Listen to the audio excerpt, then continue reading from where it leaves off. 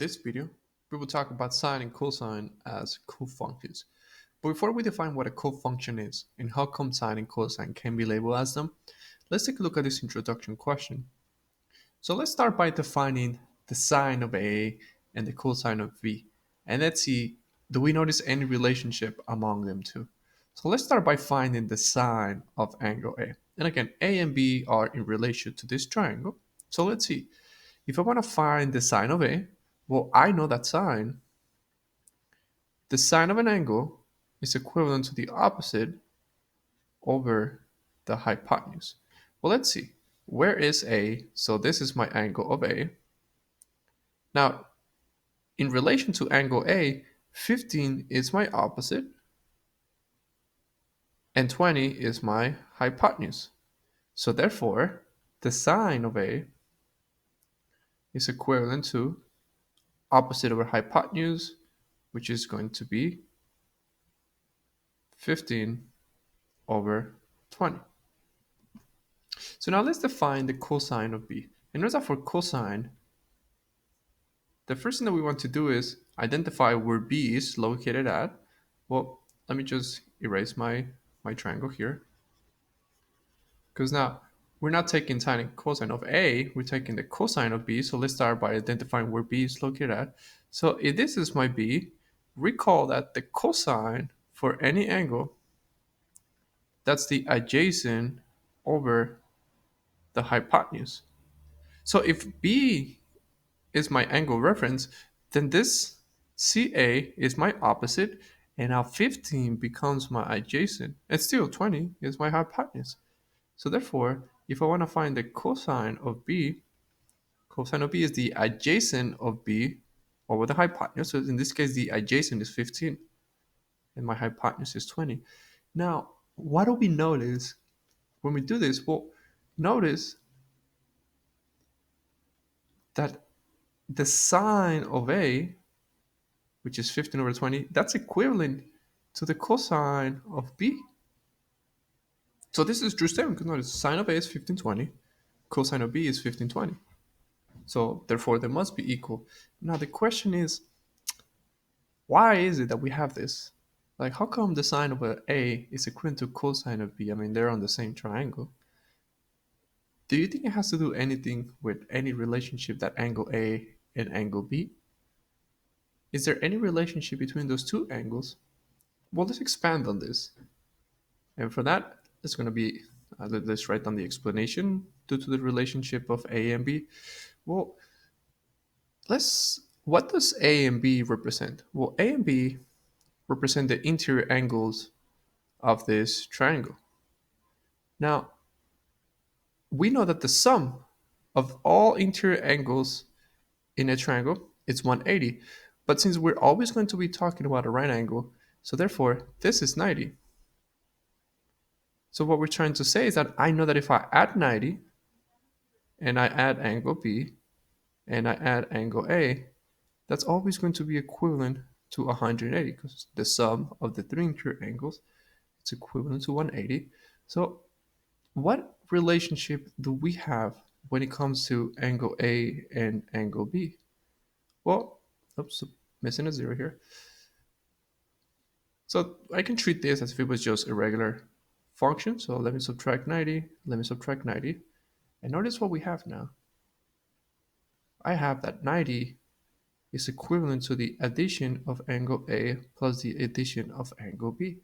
And what relationship can we say when it comes to angle A and angle B? Well, the relationship between A and B is that angle A and angle B are complementary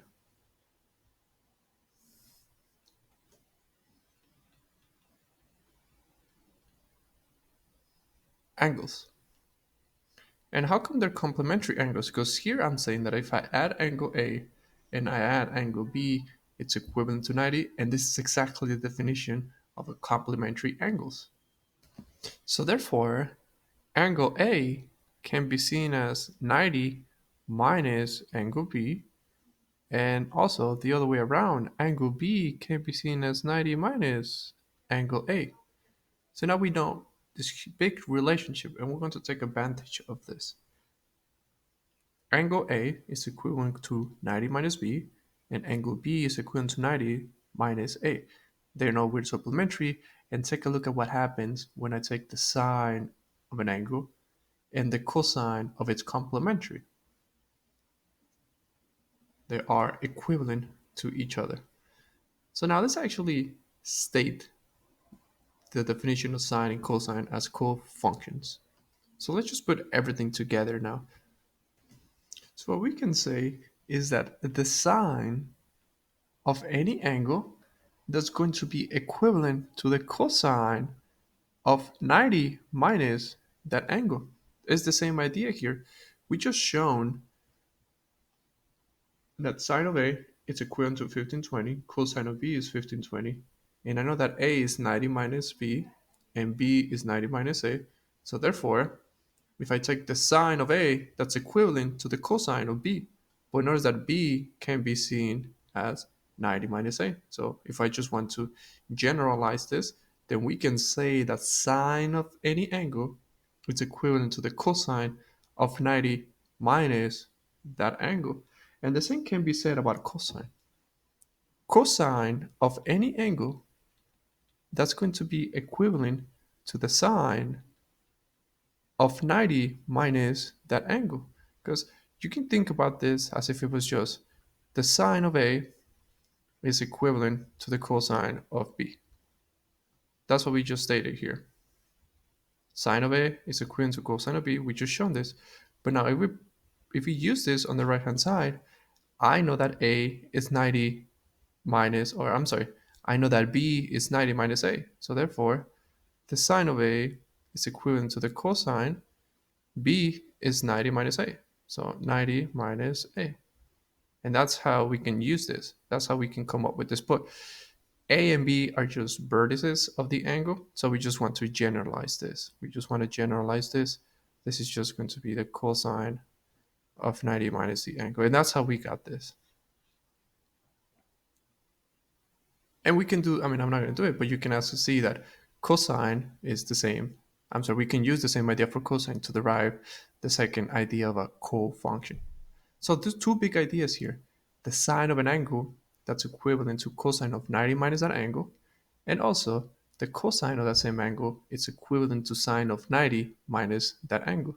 And the reason why we call them cofunctions is because a cofunction is just the idea that notice that sine, the sine function, now can be written in terms of cosine. And the cosine function now can be written in terms of sine. So this is what we mean by cosine functions. Sine, now we're able to write it in terms of cosine, and cosine, now we're able to write it in terms of sine. So let's actually use this. Let's actually use this and see how this is helpful. Well, let's start by just seeing, and we write down a function in terms of sine that is equivalent to the cosine of 35. So here we want to write down a function in terms of sine. So let's see.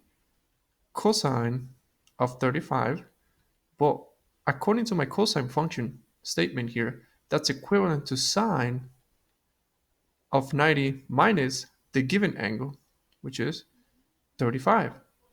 So what we're saying here is that the cosine of 35, that's equivalent to the sine of 55. So we're saying that this is true. If I take the cosine of 35, that is equivalent to the sine of 55. Now, is that true? Let's pull out our graphing calculator now. And let's see if that's actually true. And again, make sure that your calculator it's in degree mode. Well, let's see if this is true. Let's take the cosine of 35.95. Now let's take the sine of 55. So there you have it. It's exactly the same function. I'm sorry, it's exactly the same output. So we are able to write down the cosine in terms of sine because they give me the same output. They give me the same value. So now let's do one for sine. Can we write down sine in terms of cosine? Well, I know that the sine of A, that's equivalent sine of an angle, that's equivalent of cosine of 90 minus the given angle. But the given angle right now is 8. So now we're saying that the sine of 8 degrees, that's equivalent to the cosine of 82. Well, let's see if this is true. Let's take the sine of 8 degrees. Now let's take the cosine of 82 degrees. Notice that we have exactly the same output. So therefore, they are true. And we are able to write down sine in terms of cosine. So now let's just do one more example just to finish this up. Let's write down a cofunction in terms of cosine or sine.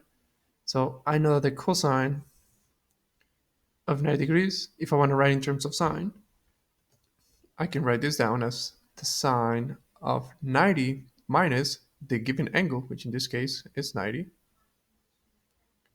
So now this becomes the cosine of 90, that's equivalent to the sine of 0 degrees. Well, let's see if that is true. Cosine of 90, oops.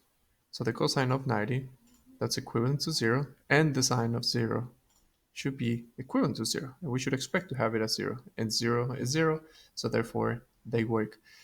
So this is how we can use the idea of sine and cosine as being cofunctions. It's just a tool that we have to write down the sine function in terms of cosine and the cosine function in terms of sine.